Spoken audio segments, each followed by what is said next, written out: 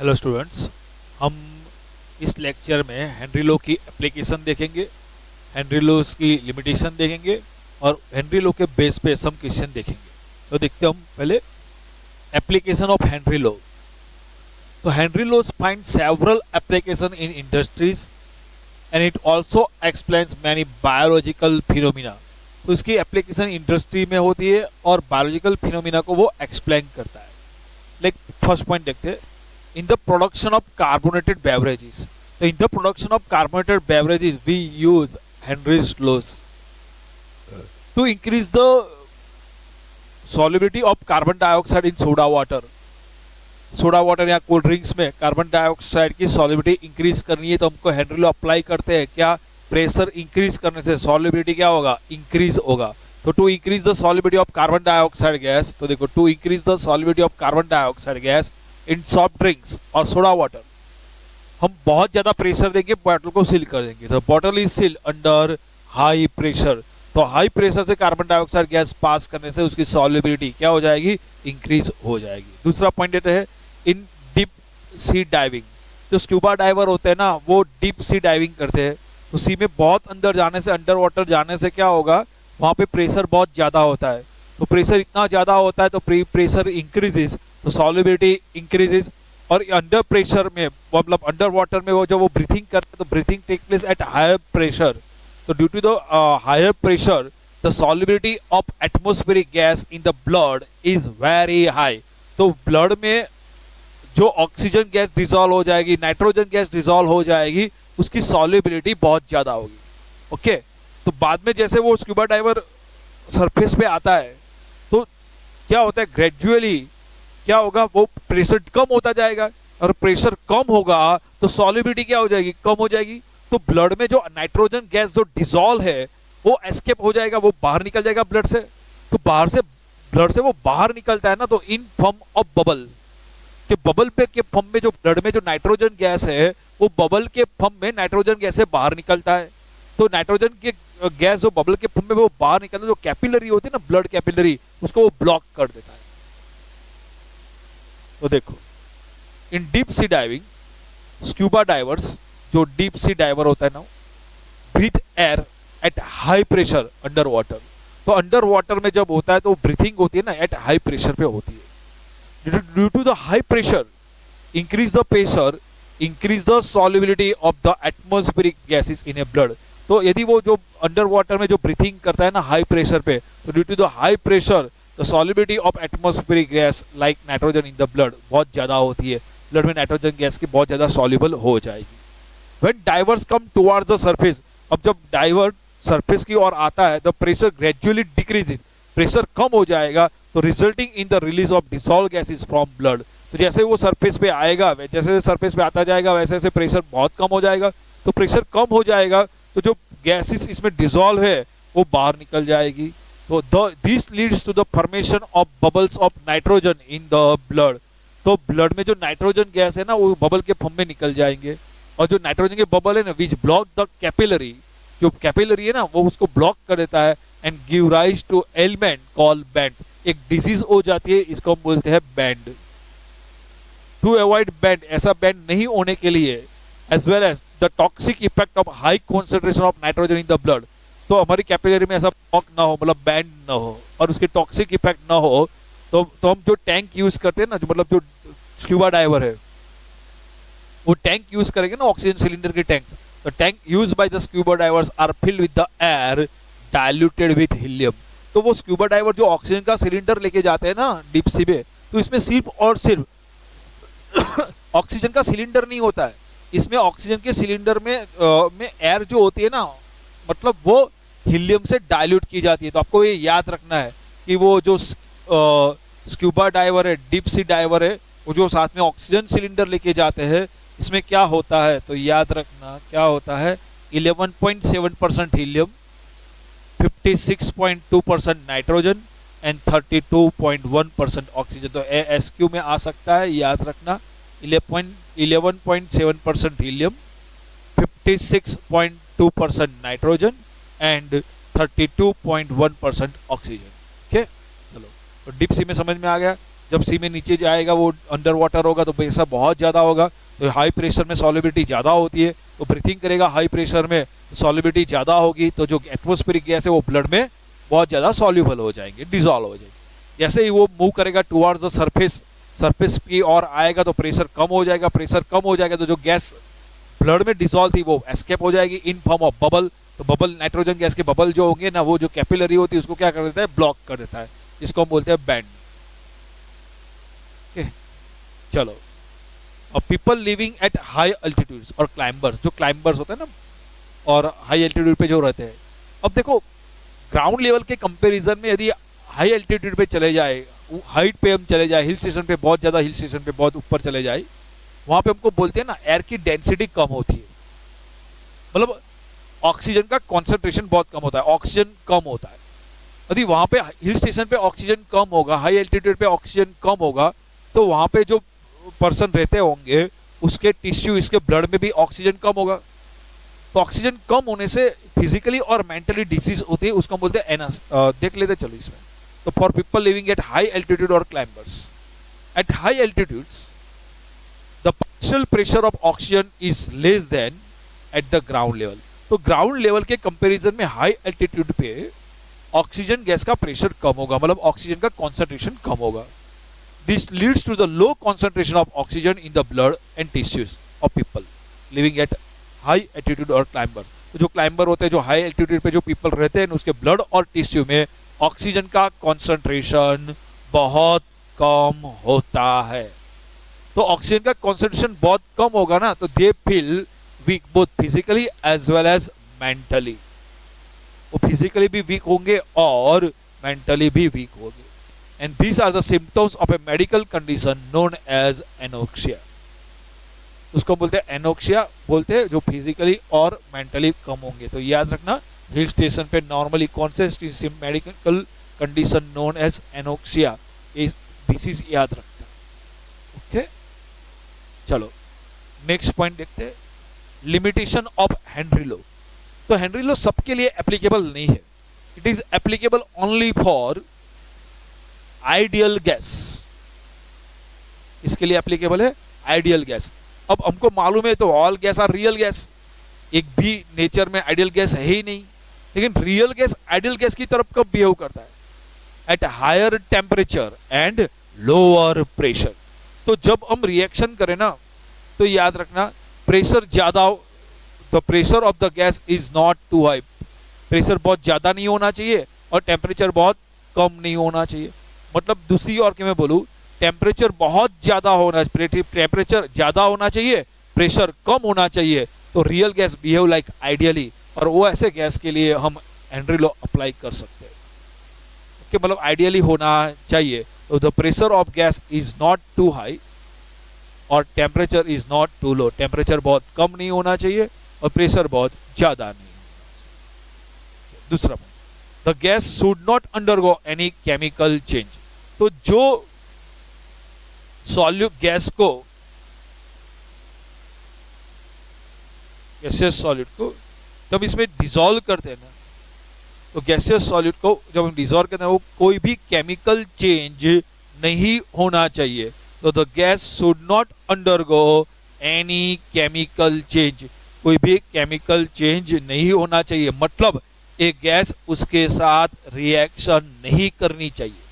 देखो, ammonia HCl और sulphur dioxide gas होगी, तो अमोनिया HCl और सल्फर डाइऑक्साइड गैस होती है ना, वो सॉल्वेंट के साथ रिएक्शन कर लेगी, और रिएक्शन कर लेगा तो हेनरी लॉ एप्लीकेबल नहीं है। तो याद रखना, अमोनिया गैस, HCl गैस और सल्फर डाइऑक्साइड के लिए हेनरी लॉ एप्लीकेबल नहीं है। तो मोस्ट इंपॉर्टेंट क्वेश्चन याद रखना, अमोनिया HCl और सल्फर डाइऑक्साइड के लिए हेनरी लॉ एप्लीकेबल नहीं है। तो क्यों एप्लीकेबल नहीं है, तो बता देना कि अमोनिया HCl और सल्फर डाइऑक्साइड जैसे गैस होते हैं वो वाटर के साथ, मतलब सॉल्वेंट के साथ रिएक्शन कर लेते हैं, इसलिए हेनरी का एप्लीकेबल नहीं है। हेनरी कब एप्लीकेबल होगा, तो gas should not undergo any chemical change, मतलब गैस कोई केमिकल रिएक्शन नहीं करना चाहिए, तभी होगा। दूसरा point, the gas should not undergo association और डिसोसिएशन। अब देखो, यदि मैंने NaCl को वाटर में डिसॉल्व करता हूं तो NaCl में से क्या बन जाता है, Na+Cl-, नंबर ऑफ पार्टिकल क्या हो जाता है, इंक्रीज होता है। यदि नंबर ऑफ पार्टिकल इंक्रीज होता है ना, उसको बोलते हैं हम डिसोसिएशन। यदि हम कार्बोक्सिलिक एसिड,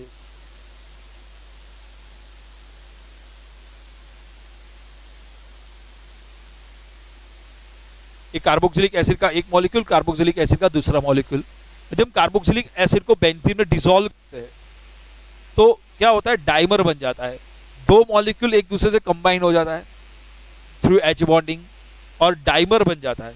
मतलब दो पार्टिकल में से एक पार्टिकल बन गया, तो नंबर ऑफ पार्टिकल क्या हो जाएगा, कम हो जाएगा, उसको बोलेंगे एसोसिएशन।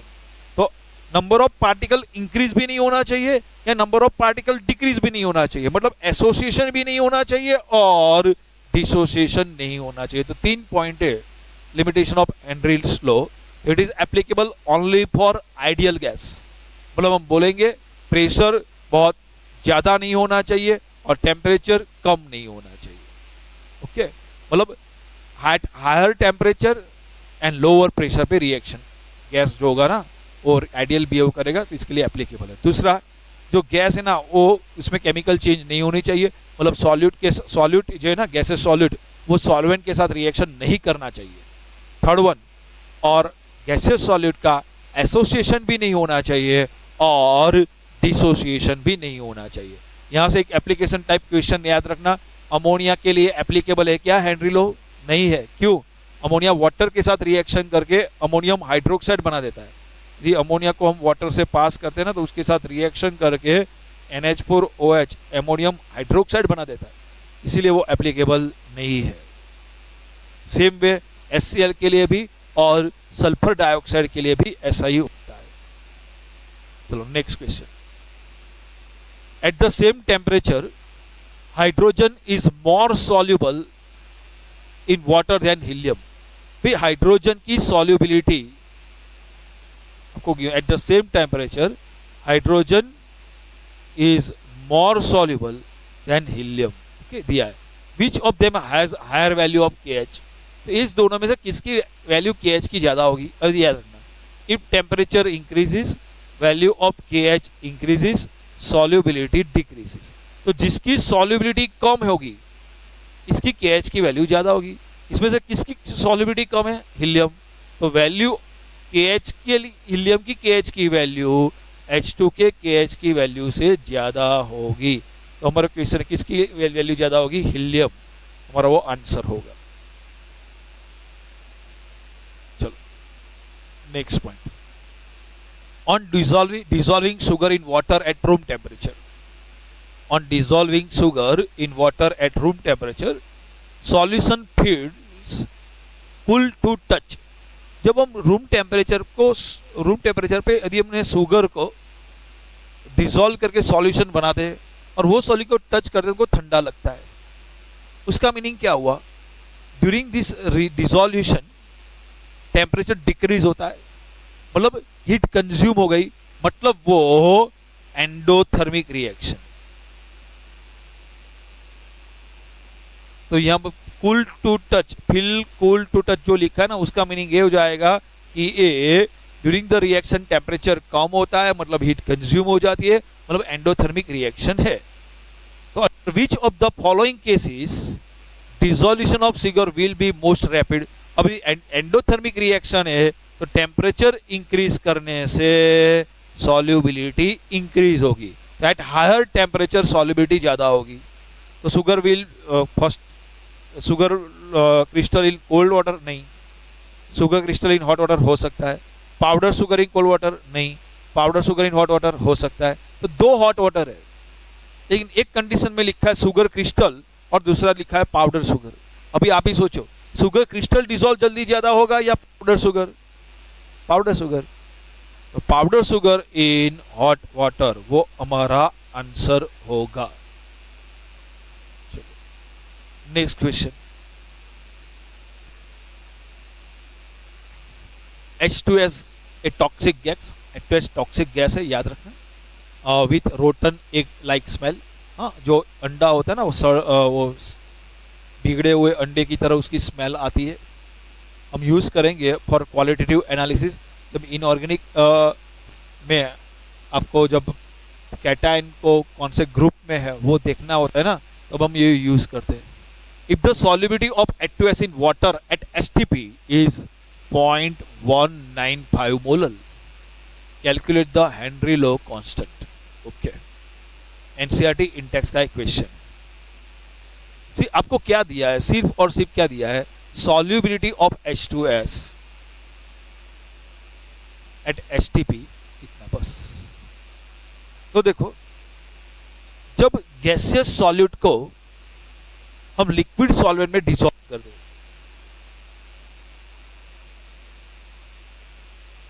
गैसियस सॉल्यूट को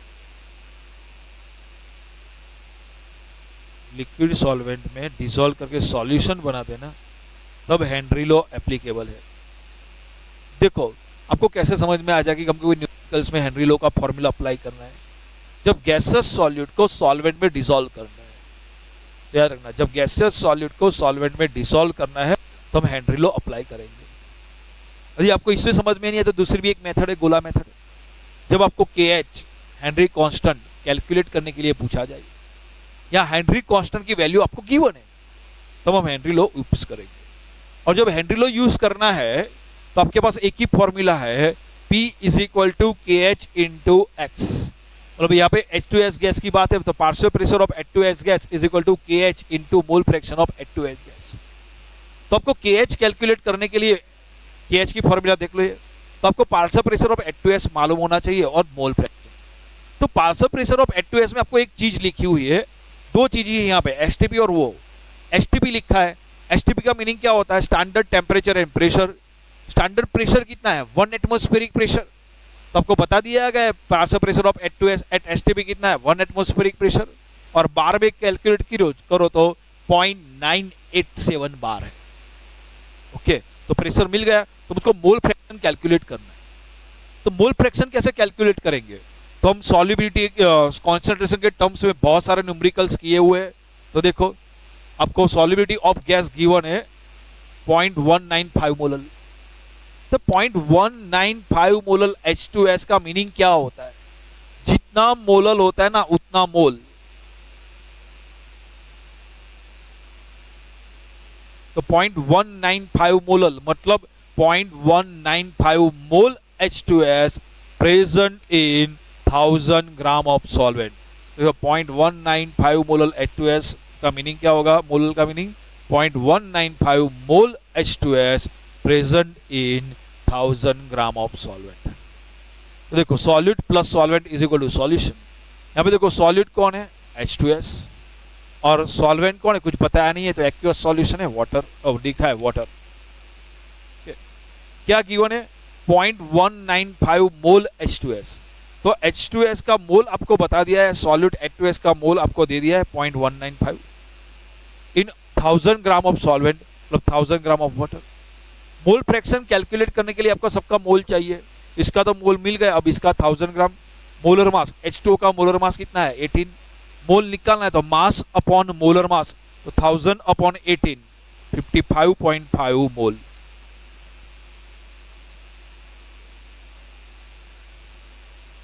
चलो, तो मोल फ्रैक्शन ऑफ H2S क्या होगा, मोल फ्रैक्शन ऑफ H2S कैलकुलेट करना है तो इसके लिए फॉर्मूला है मोल, जिसका भी मोल फ्रैक्शन कैलकुलेट करना है उसका mole upon total mole.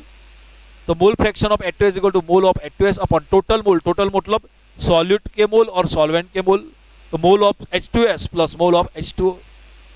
Mole of H2S आपको प्रॉब्लम में गिवन है 0.195, मोल of H2S 0.195, mole of H2O हमने कैलकुलेट किए 55.55।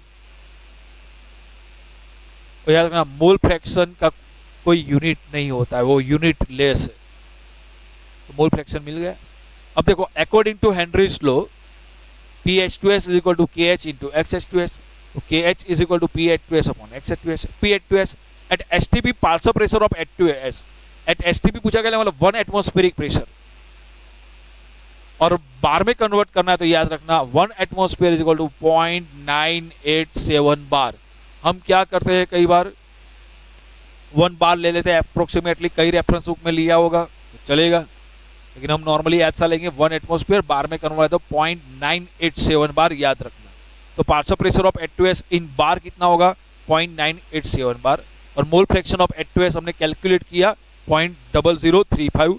इसका कैलकुलेशन करने से इतना आंसर होता है। याद रखना KH का यूनिट क्या होता है, बार। एग्जाम में पूछ सकते हैं हेनरी कांस्टेंट KH का यूनिट क्या होता है, बार। याद रखना। अब देखो यहाँ पे at equilibrium the rate of dissolution of a solid solute in a volatile liquid solvent. Okay, बोलो at equilibrium rate of dissolution, और उसका ऑपोजिट कौन है, rate of crystallization are equal.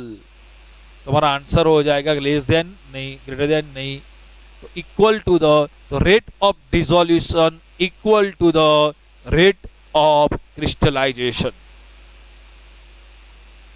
चलो next question. Maximum amount of solid solute that can be dissolved in a specified amount of a given liquid solvent। इसका meaning क्या होगा sir, इतना जो लिखा ना, maximum amount of a solid solute that can be dissolved in a specified amount of a given liquid solvent, उसका meaning होता है solubility।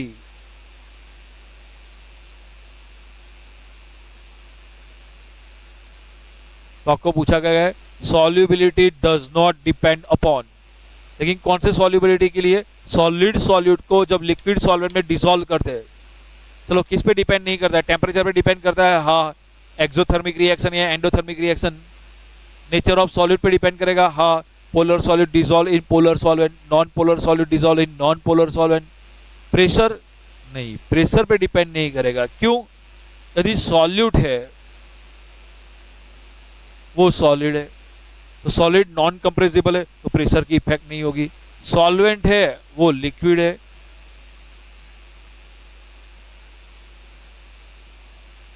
तो सॉल्वेंट लिक्विड है, तो इसके पे याद रखना सॉलिड और लिक्विड पे प्रेशर की इफेक्ट नहीं होती है, प्रेशर की इफेक्ट सिर्फ और सिर्फ गैस में होती है।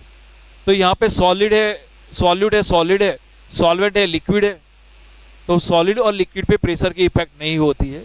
नेचर ऑफ सॉल्वेंट में हाँ डिपेंड करता है, solid polar solid dissolve in polar solvent, non polar solid इस पे इफेक्ट करता है, किस पे इफेक्ट नहीं करता है, प्रेशर पे। और हमको क्या पूछा गया है, सॉलिड सॉल्यूट को लिक्विड सॉल्वेंट डिसॉल्व करते हैं, तब कौन पे डिपेंड नहीं करता है, तो किस पे डिपेंड नहीं करता है, प्रेशर पे डिपेंड नहीं करता है।